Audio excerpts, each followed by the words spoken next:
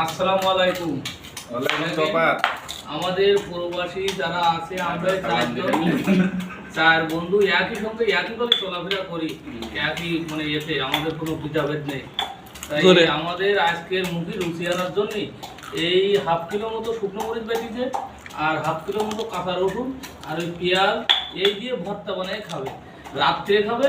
আবার একজন বুদ্ধি দিচ্ছে যে কালকে সকালেও এই শুকনো মরিচ খাইতে হবে। তাহলে এই প্রবাসী এটা কি বাঁচবে ভাই?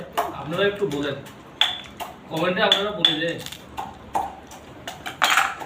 37 সেকেন্ডে কি হয়? 37 সেকেন্ডে কি হয়? 1-3 মিনিট তো হকারগিরি করবে। কার ফোন? কোন মামানি না ফোন না? কোন মামানি দেখি না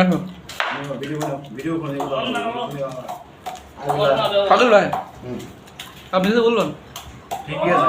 হ্যাঁ, কি বলবো আর বলার মতো কিছু নেই। আগে বলবো না কিছু। বলেন নিজে বলেন। নিজের মনে ভর্তা বানাইতেছি, ঠিক আছে?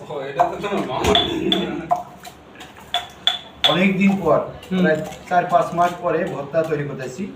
কাঁচা রসুন, শুকনা মরিচ, ধনিয়া পাতা, পেঁয়াজ, এই 5 পদ দিয়া আমরা ভর্তা বানাচ্ছি মুখের রুচির জন্য।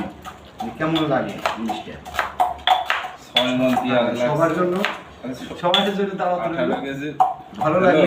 আজ এত সকালে রুমে কেমন লাগবে কমেন্ট করবেন সবাই। কি অবস্থা? হ্যাঁ বুঝছেন? আলহামদুলিল্লাহ, কোনোরকম কাইটে কেটে যাচ্ছে।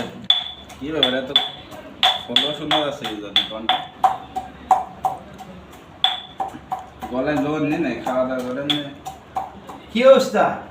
ভালো না, ক্ষুধা লাগে। ভিডিও হচ্ছে এমন। হ্যাঁ, স্যালাইন দেওয়া দেখলাম কার গায়ে? অস্থির হয়ে গেছি গা। কি আছে কি?